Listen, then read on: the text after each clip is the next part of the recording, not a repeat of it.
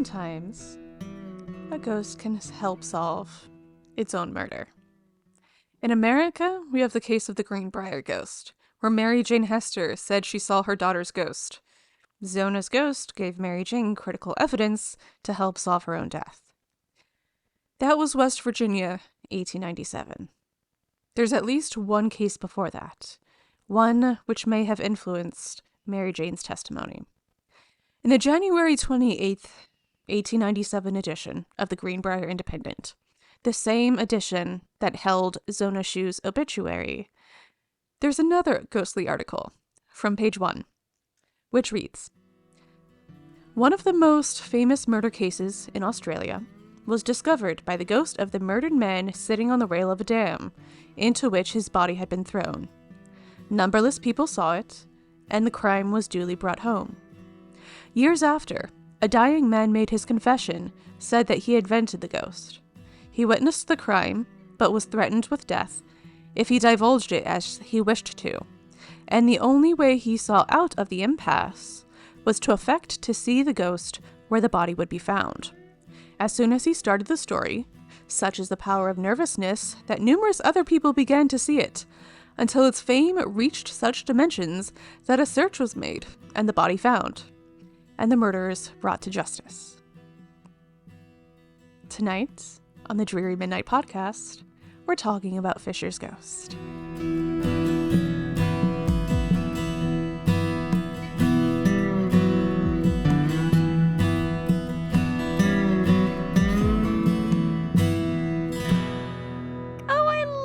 Intro. So that's like the little intros that I do sometimes. Yeah.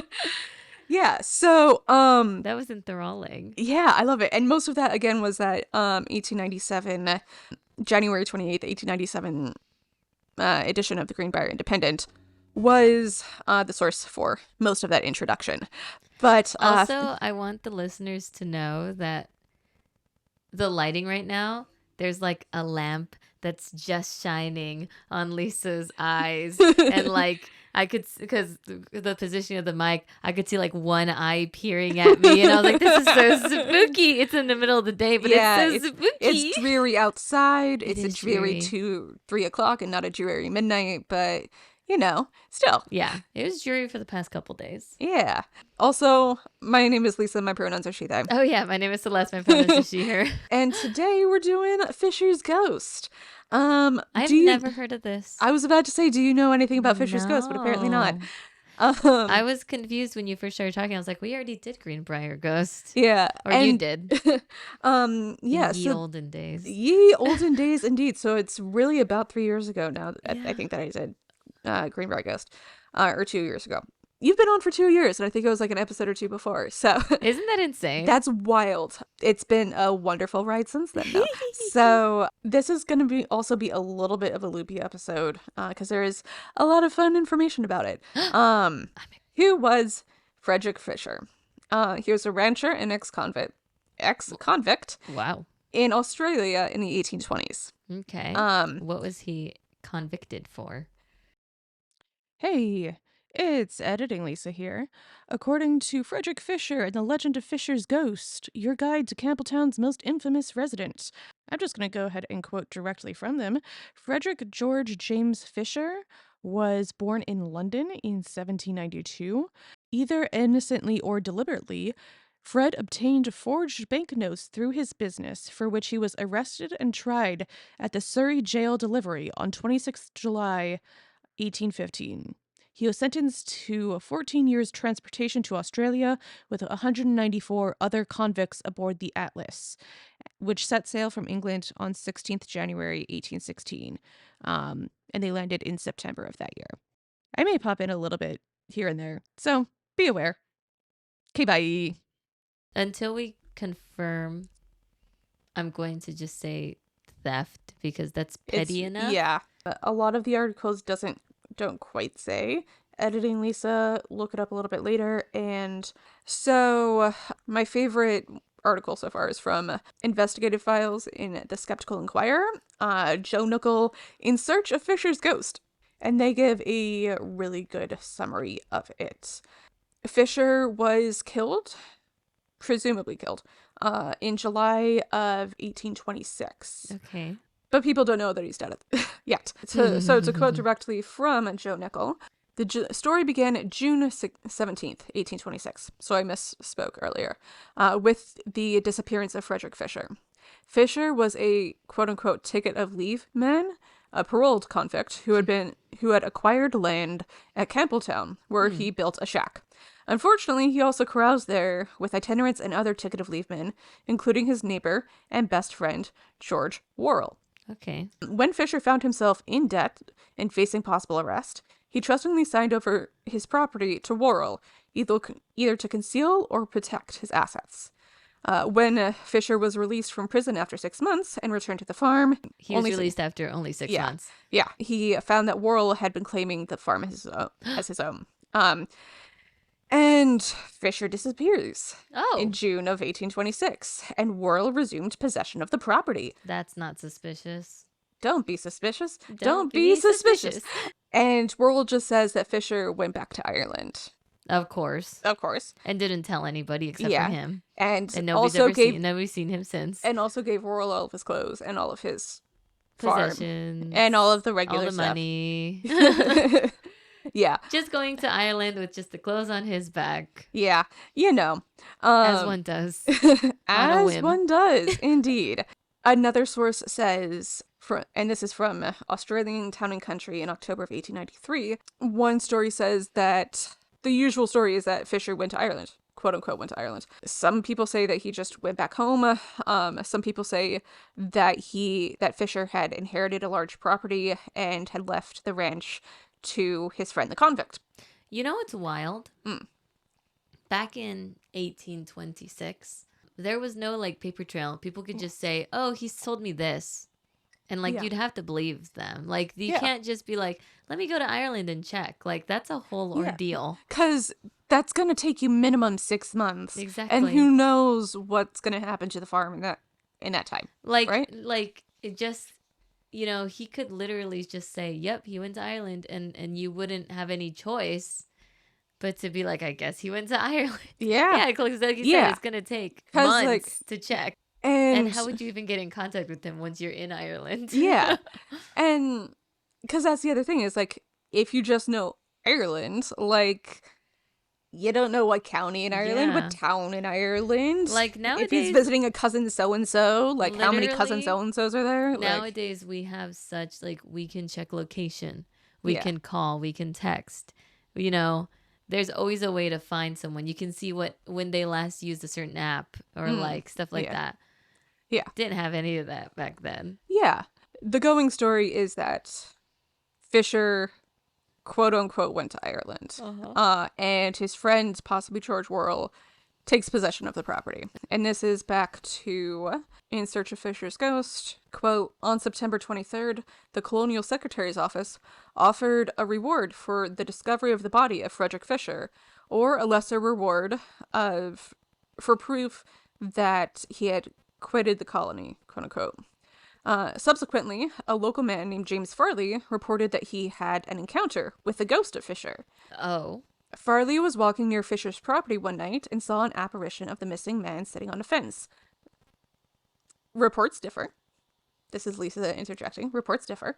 So I'm going to read Joe Nichols. I'm also going to read a couple others. Okay. So Joe Nichols has that Farley said that he was walking near Fisher's property one night and saw an apparition of the missing man sitting on the fence, glowing and eerily dripping blood from a gashed head.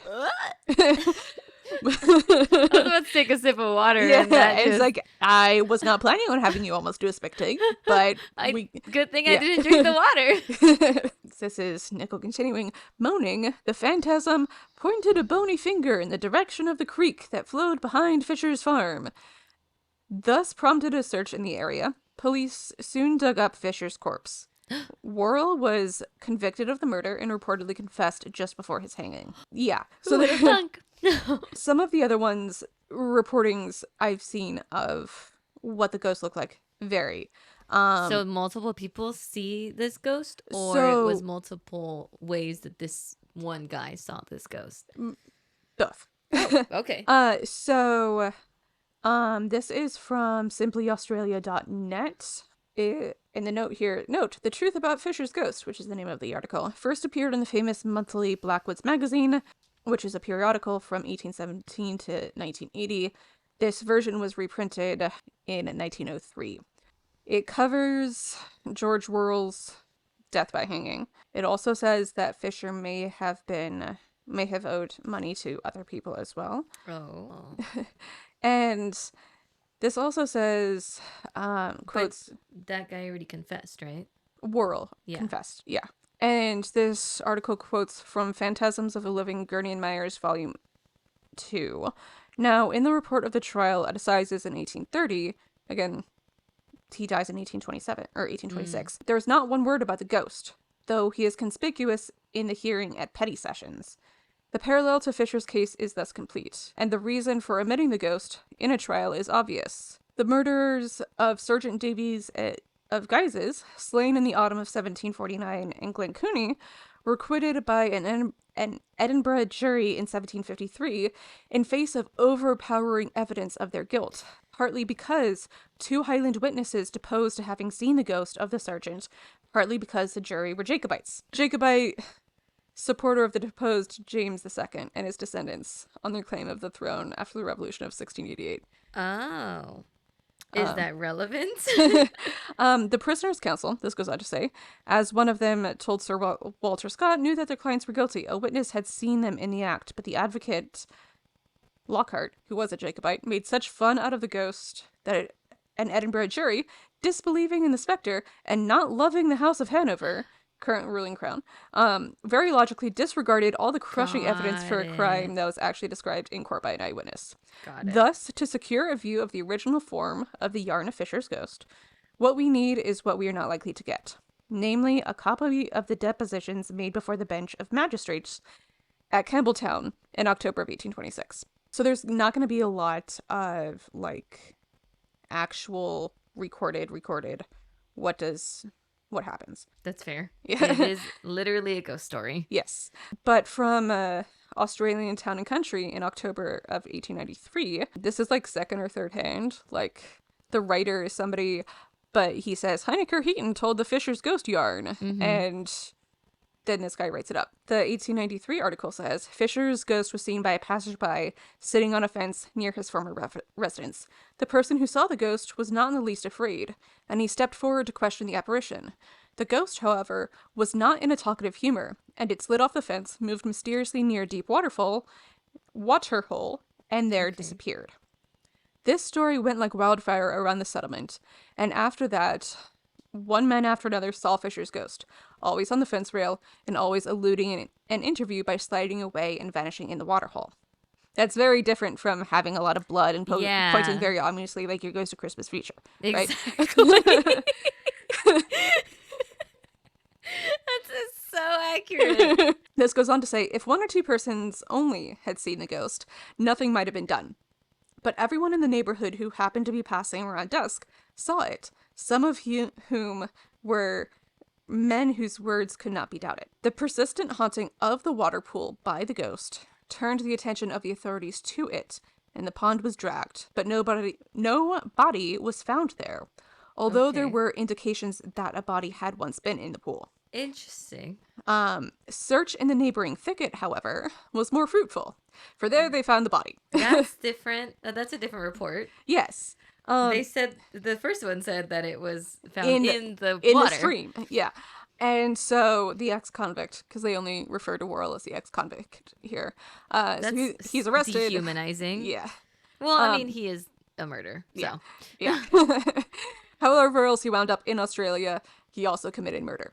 But my favorite part of this article is that it goes on to say, this much of the story is well known in Australia. So Australian readers, listeners of Dreary Midnight, please weigh in.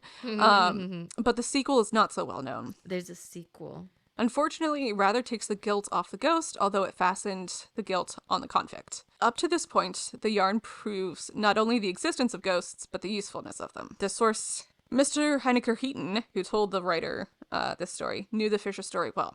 And when he was searching among official documents for material for his book, he noticed an affidavit of the name Fisher. He read the instrument and found it related to the ghost. An ex-convict dying had made the deposition before a magistrate, and it was to this effect. He was on tramp through the country when he came one moonlight night to Fisher's ranch. He slept in the thicket and was aroused in the nights by cries for help. Peering out, he saw in the moonlight the convict murder his employer and drag the body to the waterhole. The tramp, which is the word that they use, the tramp was afraid to interfere at the time and was afraid to tell what he saw afterwards. There existed a kind of Freemasonry among ticket-of-leave men, and it was a dangerous thing for one to split on another.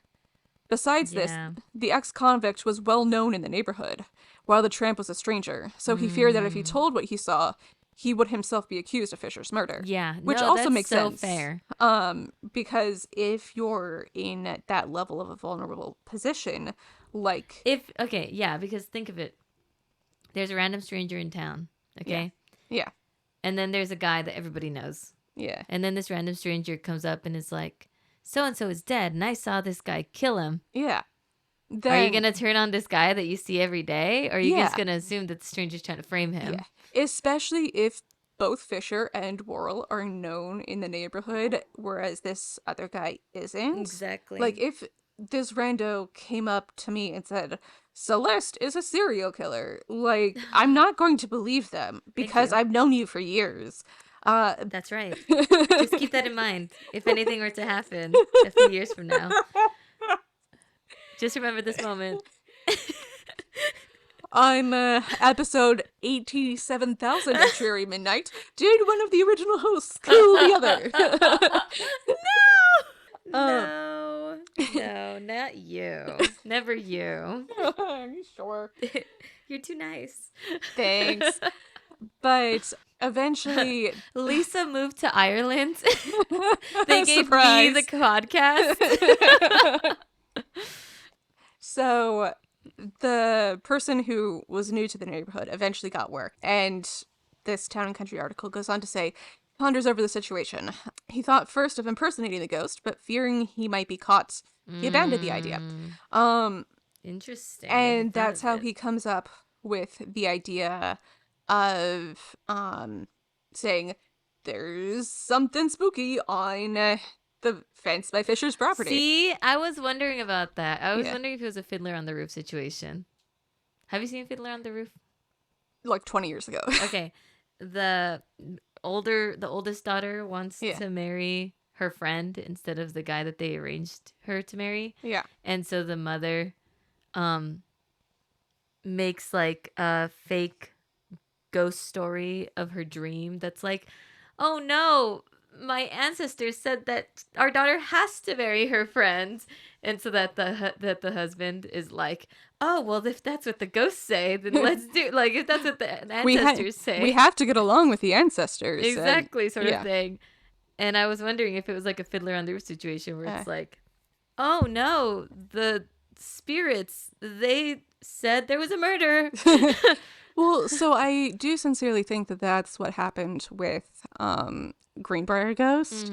Because again, I found out about this case because Zona Shu is the victim in the Greenbrier Ghost situation. Yes. And her obituary is on page 3 of the January 1897 edition of the Greenbrier Ghost. There's a teeny tiny 2-paragraph thing of Fisher's ghost on page 1 of that same edition.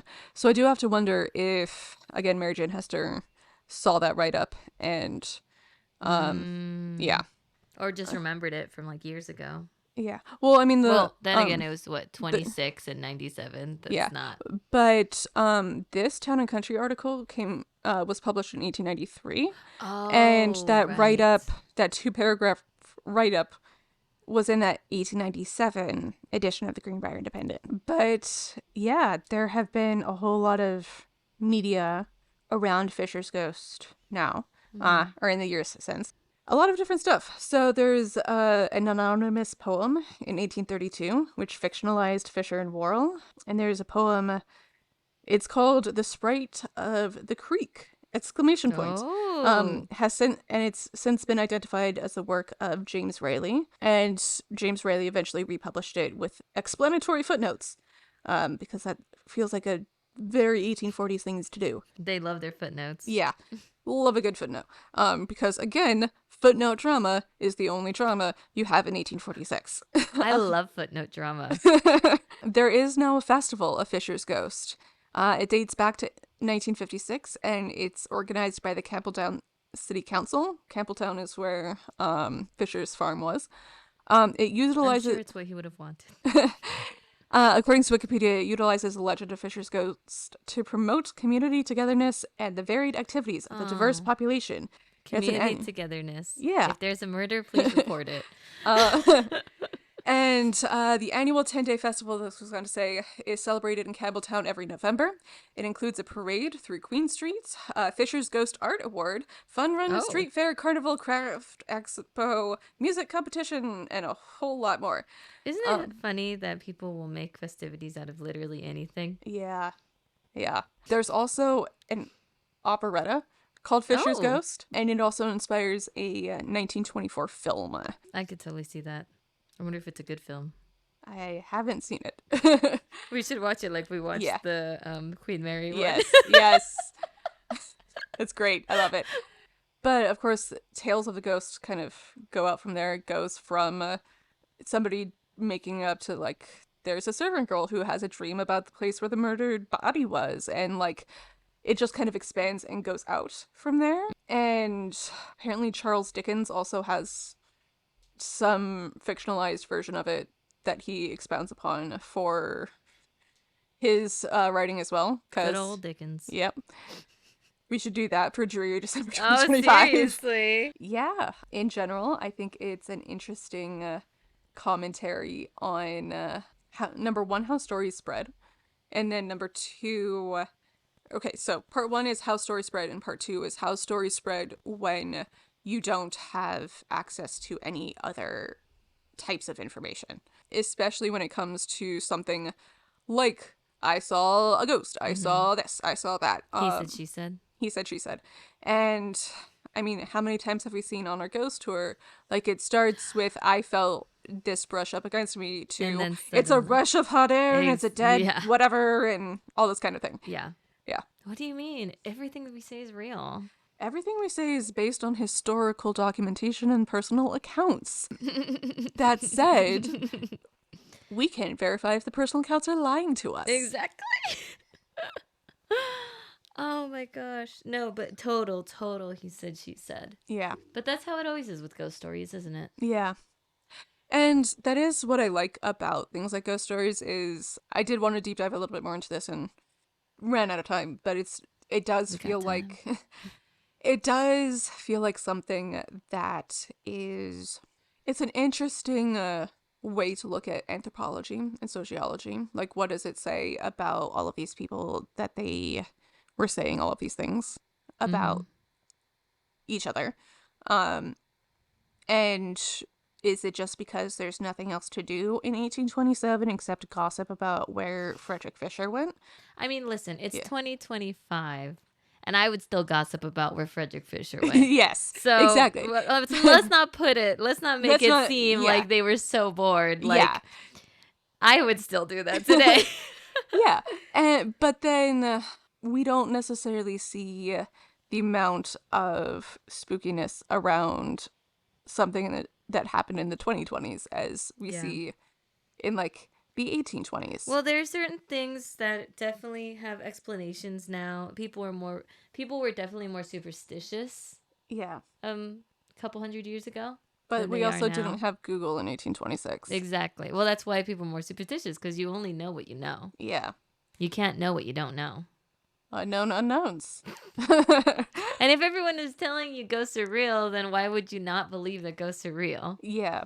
But then if you go off on that framework as well, like, even if you don't know necessarily that ghosts are real, like, if you have a bad dream concerning a guy in a fence, the framework that, if you're living in Australia in 1829, a few years after this happens, and you have a bad dream about a ghost in a fence, you're going to think, I dreamed about Fisher's ghost. Because that is the framework that you have. And if your framework was a guy sitting on a fence represents your own internal desire to vacuum your kitchen, then you're going to think you're going to be thinking about kitchens when you wake up, and not I dreamed about a ghost when you wake up.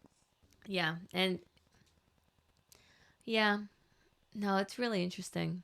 God, I love ghosts. Like, I love ghosts so much. love the science behind ghosts.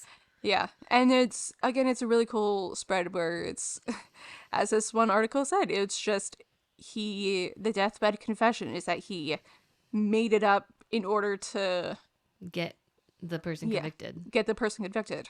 Because at that point, he wasn't in the community at that point. He didn't have any threat to his life, and he was already dying. Well, so the guy who made it up was the newcomer in the community. Yeah, I know. Yeah. But I'm saying, like, by the time he confessed that he made it up, there wasn't any threat. there wasn't any threat. He was currently dying. Exactly. Like, clear out your conscience. You're about to meet your maker kind of thing. Exactly. Which is also why I find deathbed confessions so interesting. Like, I would love to do an entire episode about people who make deathbed confessions when they think they're actively dying and like and then don't die. Yeah. I don't know how much of an episode that would be, but like it's like when TikTok was about to shut down and everybody started confessing, and then it came back 24 hours later and everyone was like, anyway. And I'm like, why are they acting like they're dying? They can go on a different social media site. Yeah. And that's the other that is the other thing. Presence. That is the other thing. It's not like Instagram and YouTube shorts are going away.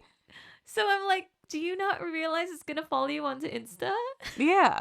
Or YouTube or whatever like, your thing is. You basically eradicated your entire platform. Yeah. Just because you had a panic attack that this app was gonna be shut down. Yeah. Oh, honey. I swear that's going to be a whole sociological experience in 20 years, or a sociological experiment, or like people are going to be writing papers on it. In itself. Yeah. Like, yeah. Jeez. Anyway, so shorter episode this week. They've been short episodes, but you know what? They're fun. Yeah. It's giving Monster of the Week. Yeah. And I want to say that Lisa's home is coming together swimmingly. It looks really nice. Thanks. Next week when we record, or next time when we record at my place, you can tell them how my place looks really nice. I mean, it did look really nice when I was there last month. So I assume it's all up from here. There's a few more boxes that have been unpacked. Yeah, and I have a few more bits of art to hang. So, But if you enjoyed this episode, rate, review, subscribe anywhere on the internet. We're on YouTube now as well. Likes, comments, shares, anywhere on the internet really does help us in the algorithm.